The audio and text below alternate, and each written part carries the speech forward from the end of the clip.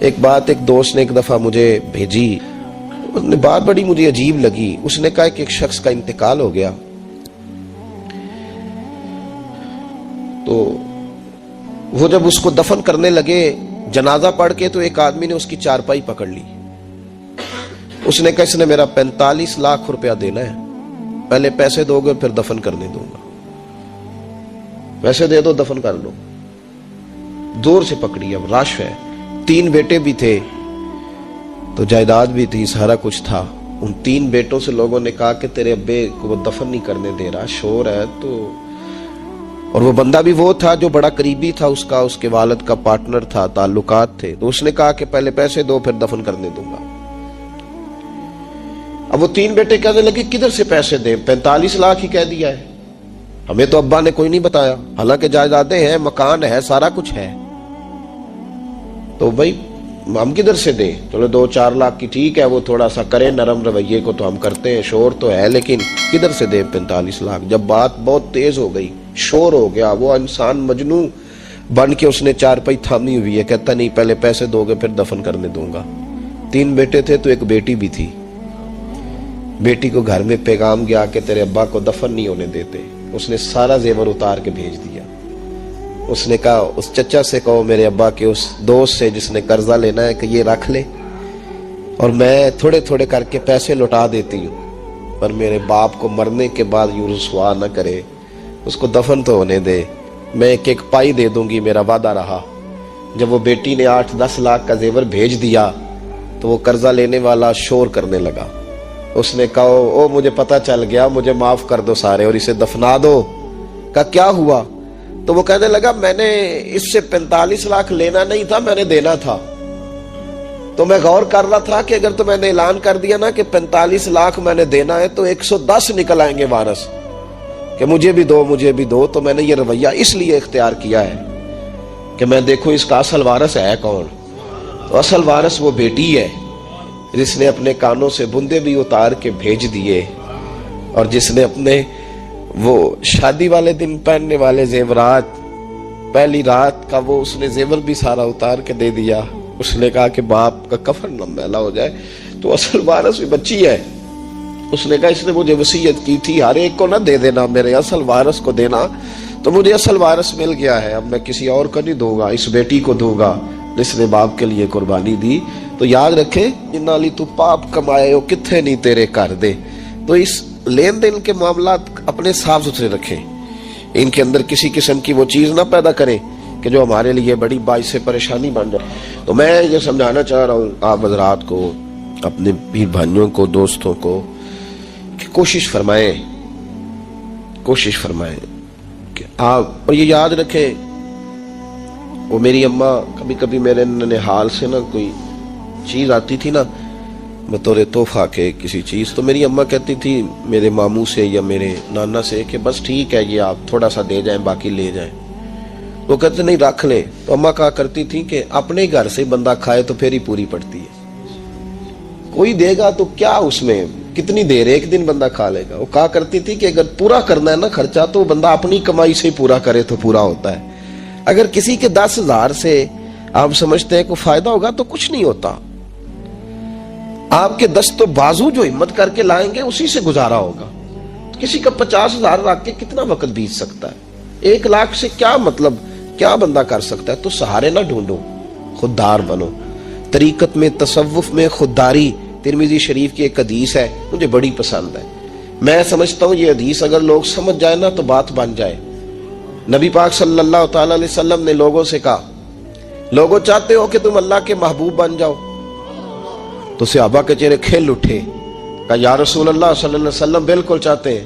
فرمایا جو اللہ نے تمہیں دیا ہے اس پہ راضی ہو جاؤ، اللہ کے محبوب بن جاؤ گے، اللہ تم سے پیار کرے گا. اور پھر فرمایا چاہتے ہو کہ لوگ بھی تم سے پیار کریں؟ لوگ بھی کریں یا رسول اللہ، دل کرتا ہے. تو نبی پاک نے فرمایا کسی بندے کی جیب کی طرف کبھی نہ دیکھنا، جو سامنے والے کی جیب میں ہے اس سے بچ جا، اس کے مال پر نظر ڈالنی چھوڑ دے، لوگ بھی تجھ سے پیار کرنے لگ جائیں گے. لوگوں کے مال کی طرف نہ دیکھ. آپ رکھ لیں کسی کا 500 روپیہ بھی، وہ کہے گا بندہ ہی نہیں صحیح، میرا 500 کھا گیا.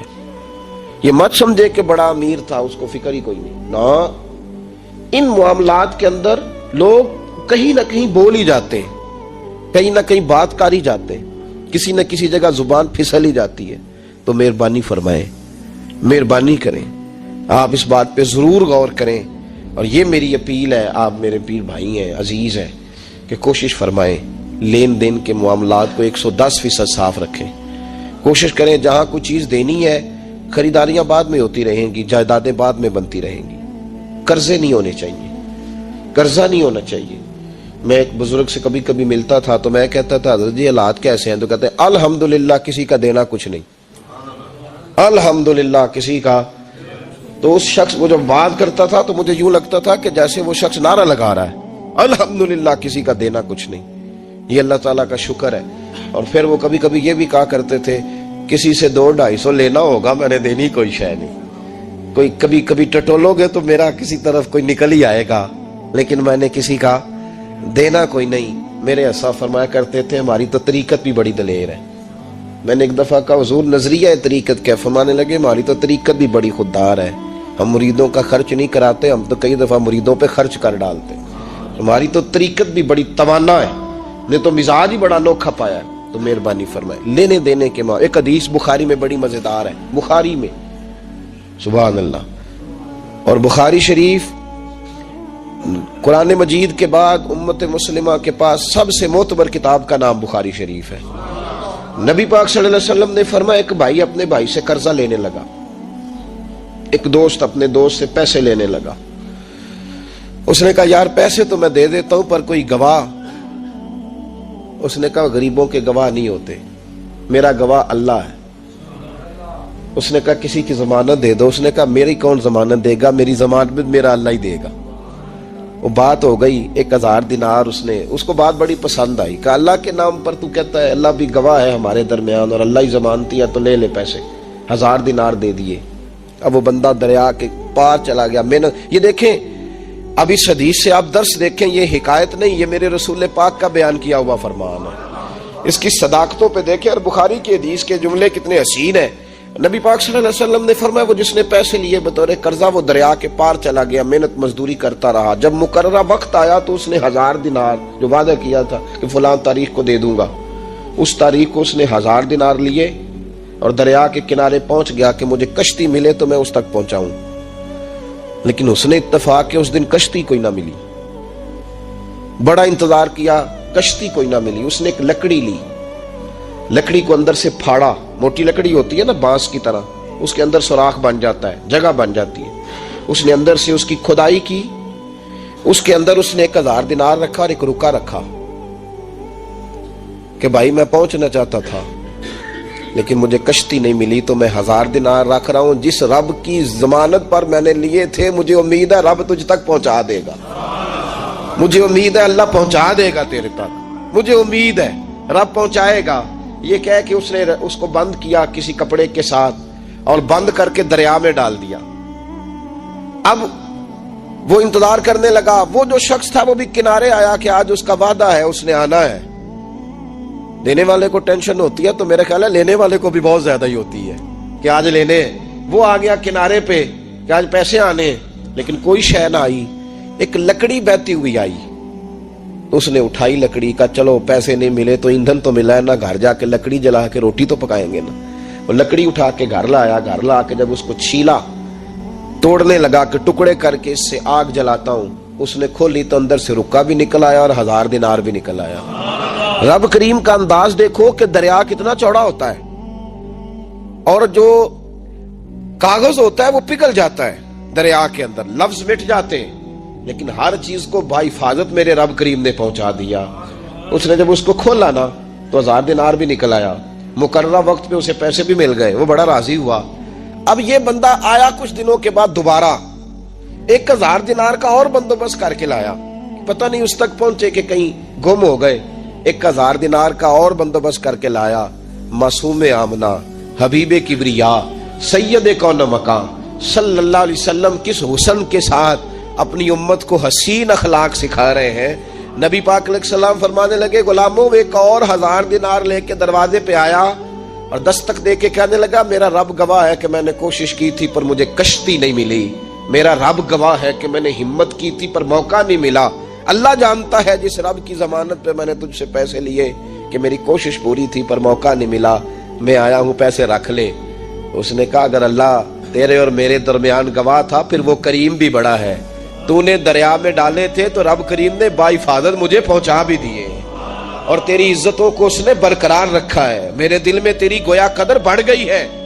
او بھائی، جو رب کریم پہ بھروسہ کرے، جو اللہ پہ بھروسہ کرے اور ارادہ کرے، اور اسی طرح کی ایک اور حدیث سیاستہ میں موجود ہے، نبی پاک صلی اللہ علیہ وسلم نے فرمایا ایک بندے کا ارادہ تھا قرضہ دینے کا، اس کا پروگرام تھا واپس کروں گا پیسے، محنت کر رہا تھا، جدوجہد کر رہا تھا، کوشش تھی، وہ نیت اس کی صحیح تھی، دبانے کا 1% بھی ارادہ نہیں تھا، کوشش جاری تھی، ہمت کر رہا تھا، فوت ہو گیا۔ یا رسول اللہ اب کیا بنے گا؟ اگر صوفیاء اس حدیث پہ وجد کرتے، وجد آتا ہے ان لفظوں پہ، اب کیا بنے گا؟ تو میرے محبوب فرمانے لگے قیامت کے دن اللہ اپنی رحمت سے اس کے قرضے ادا فرما دے گا۔ دیکھو اتنا بھی کوئی خوش نصیب ہے جس کے اللہ قرضے ادا کرے، اتنا بھی کوئی خوش قسمت ہے رب جس کے قرضے دے، اللہ کہے مجھ سے لے لے چل یار رہنے دے۔ او بھائی ان لفظوں کو دیکھیں نا، حدیث مبارکہ میں سرکار دو عالم صلی اللہ علیہ وسلم نے فرمایا قیامت کے دن دو بھائی، ایک بھائی پہلے انتقال کر گیا، ایک بعد میں فوت ہوا، جو پہلے چلا گیا اس کے کچھ حقوق بعد والے نے دینے تھے، سمجھ لے کچھ قرضے تھے، اب وہ پہلے فوت ہوا، اسے بعد میں احساس ہوا، اس نے کوشش بھی کی، معافیاں بھی مانگی، لیکن اب وہ فوت ہو چکا تھا۔ تو نبی پاک صلی اللہ علیہ وسلم فرماتے ہیں قیامت کے دن چونکہ یہ معافیاں بھی مانگتا رہا، توبہ بھی کرتا رہا، بڑی اس کو صحیح احساس ہو گیا، ندامت والی توبہ کی، لیکن اب جس کا حق تھا وہ تو فوت ہو گیا، اب کیا کرے؟ تو محبوب فرمانے لگے فوت ہوگا نا، جس نے دینے تھے پیسے، جس کے ذمے حقوق تھے، لیکن وہ جس کے دینے تھے وہ تو چلا گیا، سمجھ لے کوئی وارث بھی نہیں۔ تو فرمایا جب یہ فوت ہوگا تو قیامت کے دن جو پہلے فوت ہوا تھا وہ مقدمہ کرے گا کہ یا اللہ اس نے میرا مال دبایا، میرے پیسے لے کے دے، تو رب کریم فرمائے گا چل یہ بڑیاں معافیاں مانگتا رہا، اسے معاف کر دے۔ اللہ فرمائے گا، وہ کہے گا نہیں یا اللہ مجھے بڑا ستایا، مجھے بڑی تکلیف دی، میرے حقوق ضائع کیے، میں نہیں معاف کرتا۔ تو رب کریم فرمائے گا ذرا اوپر اٹھنا، چل بعد میں بات کرتے ہیں، اٹھ تو صحیح، وہ جنت میں ایک محل بنا ہوا ہے، ذرا اس کی طرف تو نظر ڈال۔ اس نے نظر ڈالی تو یہاں تو کوئی اچھا انجینئر بنائے کوئی مکان، تو نظر جو ہے وہ ہٹتی نہیں، تو جس مکان کو رب تیار فرمائے، جس کو اللہ بنائے، اس سے نظریں کیسے ہٹتی ہوں گی؟ اس نے دیکھا تو دیکھتا ہی گیا، دیکھتا ہی گیا۔ عرض کرنے لگا مولا یہ کس کا مکان ہے؟ تو محبوب علیہ السلام فرماتے ہیں رب کریم نے فرمایا اس کا ہے جو اس کی قیمت دے گا۔ کہ یا اللہ کون قیمت دے گا؟ فرمایا تو بھی دے سکتا ہے۔ یا اللہ میں غریب فقیر میں کیسے قیمت دوں؟ تو اللہ فرمائے گا چل تو اپنے بھائی کو معاف کر دے، میں محل تجھے دے دیتا ہوں، تو معافی دے دے، محل تیرا ہوا۔ تو حضور فرماتے ہیں 3 دفعہ بولا، کہنے لگا یا اللہ میں نے معاف کیا، یا اللہ میں نے معاف کیا، یا اللہ میں نے معاف کیا۔ تو اللہ فرمائے گا پھر بھائی کا بازو پکڑ، وہ ایک محل نہیں، وہ ایک ہی نقشے کے 2 بنائے ہوئے ہیں، اس کا بازو پکڑ دونوں جنت میں چلے جاؤ، میں نے تم دونوں کے لیے گھر بنا دیا ہے۔ تو اپنے معاملات صحیح کرنے کی کوشش کریں، اپنے معاملات صحیح کریں۔ ہم اس سلسلہ عالیہ میں داخل ہیں کہ حضور غوث اعظم رضی اللہ تعالیٰ عنہ کے والد کا مشہور واقعہ ہے کہ بھوک لگی تھی تو دریا میں بہتا ہوا سیب کھا لیا تھا، سیب کھا لیا غوث اعظم کے والد نے۔ تو پھر کہنے لگے اوہو یہ میں نے کیا کیا؟ جس سمت سے وہ سیب آیا تھا وہاں جانے لگے، وہاں ایک باغ تھا، پیچھے جا کے ٹہنیاں جھکی ہوئی تھیں، یہاں سے سیب آیا، باغ کے مالک بھی بزرگ تھے، ان سے جا کے کہا غلطی سے کھا لیا ہے، معافی مل جائے۔ انہوں نے کہا معافی اتنی جلدی نہیں ملتی۔ کیسے ملے گی؟ فرمایا 12 سال مالی بن کے میرے باغ کی نوکری کر۔ تو خدمت کرنے لگے تو حضور غوث اعظم کے نانا جی کہتے ہیں بچہ مجھے بھا گیا، کہنے لگے حضور چلے معاف کر دیں اب۔ تو کہا معافی نہیں ملے گی، میری ایک بیٹی ہے، آنکھوں سے اندھی ہے، آنکھوں سے اندھی، کانوں سے بہری، زبان سے گونگی اور پیروں سے لنگڑی، اس سے نکاح کر پھر معافی ملے گی۔ کھایا کیا؟ ایک سیب۔ تو حضور غوث اعظم رضی اللہ تعالیٰ عنہ کے والد کہنے لگے مجھے گوارا ہے، آپ کر دیں نکاح، پر وعدہ کریں مجھے معاف کر دیں گے نا؟ تو کہتے ہیں نکاح ہو گیا۔ جب پہلے دن میں حجلہ عروسی میں داخل ہوا تو میں نے پلنگ پر کوئی معذور نہیں، جنت کی حور کی مثل عورت بیٹھی دیکھی، اور جس کا حسن بتاتا تھا کہ چہرے سے زیادہ باطن میں اللہ نے روشنی عطا فرمائی ہوئی ہے۔ فرماتے ہیں میں نے اس کے قریب جا کر تو کون ہے؟ مجھے تو کچھ اور بتایا گیا تھا۔ فرمایا تجھے بتایا گیا تھا کہ آنکھوں سے اندھی ہے، اس لیے کہ کبھی غیر محرم کا چہرہ دیکھا ہی نہیں، کانوں سے اس لیے بہری ہے کہ کبھی غلط بات سنی نہیں، کسی غلط کے پاس بیٹھی نہیں، اور زبان سے اس لیے کہ گنگی ہے کہ غلط جملہ کبھی نہیں نکلا، یا اللہ کا قرآن نکلا ہے یا محمد عربی کا درود و سلام نکلا ہے، غلط جملہ نہیں نکلا۔ اور ٹانگوں سے اس لیے لنگڑی ہے، کسے اپنے باپ کے گھر کا رستہ تو آتا ہے، سوائے اس کے گلی کا اور کوئی موڑ نہیں جانتی، اس نے پاکیزگی سے وقت گزارا۔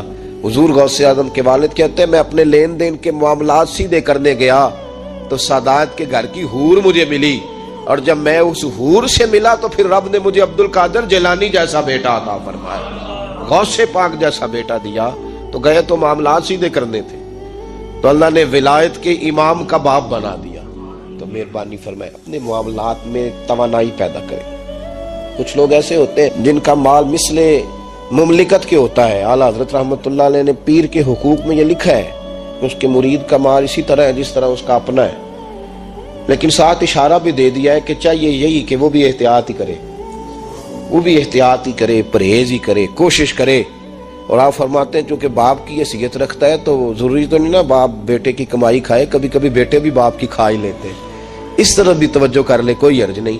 اپنے معاملات کو صحیح رکھے، لینے دینے کے معاملات کے اندر کبھی کمی نہ لائے۔ یہ چیز اگر پیدا ہو جاتی ہے نا تو آپ یقین کریں وقار ہی تو انسان کے پاس ہوتا ہے، وہ ضائع ہو جاتا ہے تو نقصان ہوتا ہے۔ تھوڑے میں وقت گزارے، بڑی مزیدار زندگی ہوتی ہے انسان کی، یہ زندگی میں انسان کے پاس وقار اپنا ہوتا ہے، وہ زندگی بڑی حسین ہوتی ہے، بڑی مزیدار ہوتی ہے۔ ہماری مسجد میں ایک شخص آئے، کچھ دن انہوں نے وقت گزارا تو مجھے بعد میں کہنے تہاڈی مسجد سے سکون بڑا ہے، کھپ کوئی نہیں، لڑائی کوئی نہیں، کوئی کسی قسم کا میں نے وہ نہیں دیکھا۔ آپ یقین کریں یہاں 4 اساتذہ کام کرتے ہیں اور کئی سالوں سے کرتے ہیں، ہم نے کبھی استادوں کی لڑائی بھی نہیں ہونے دی، ورنہ مدرسوں میں جھگڑے چلتے ہیں۔ تو مجھے کہنے لگے جی یہاں لڑائی کوئی نہیں۔ میں کہ اس واسطے کسی کو مالدار بندہ چیئرمین ہی نہیں بنایا کہ جو کہے کہ یہ کیسے ہو گیا، یہ کھانسے کیوں ہیں، یہ اٹھے کیوں ہیں، یہ بیٹھے کیوں ہیں۔ یہاں اللہ نے حسن اس لیے دیا ہے کہ الحمدللہ یہ ایک کونا تو ضرور ہے لیکن اللہ نے بڑا سکون عطا فرمایا ہوا ہے۔ تو یہ اس وقت ہوتا ہے جب آپ کسی سے کچھ لیتے ہیں تو پھر آپ کو اس کے نخرے بھی برداشت کرنے پڑتے ہیں، پھر آپ کو دیکھنا بھی پڑتا ہے، اس کے آنے پہ کھڑے بھی ہونا پڑتا ہے۔ اس لیے لین دین کے معاملات کو 110% صحیح رکھیں۔ یہ میری وصیت نہیں آپ حضرات کو، اس کو میرا حکم سمجھیں، حکم سمجھیں اس کو۔ اور آپ قطعی طور پہ میری پیر بھائیوں سے گزارش ہے کہ لین دین کے معاملات کو چھوڑ دیں سارا کچھ۔ اللہ بڑا کریم ہے، ایک کمرے میں بھی انسان کی زندگی بیت سکتی ہے، لیکن لین دین کے معاملات میں 110% اپنے آپ کو صاف رکھیں اور اپنی وصیت کو ہمیشہ اس میں سستی نہیں کریں، لکھ کے رکھیں کہ کسی کا کیا دینا ہے، موٹے حرفوں کے ساتھ، اور 3 جگہ اس کو لکھ کے رکھیں کہ میں فلاں آدمی کا میرے پاس یہ ہے، اس کو ضرور سنبھال کے رکھیں تاکہ کسی جگہ بھی اگر اللہ تبارک و تعالیٰ فضل کرے کوئی ایسا موقع آتا ہے تو ہم صاف ستھرے ہوں، ہمارے وارثوں کو پتہ ہو کہ ہم نے کسی کا کیا دینا ہے۔ اللہ سمجھنے کی توفیق عطا فرمائے۔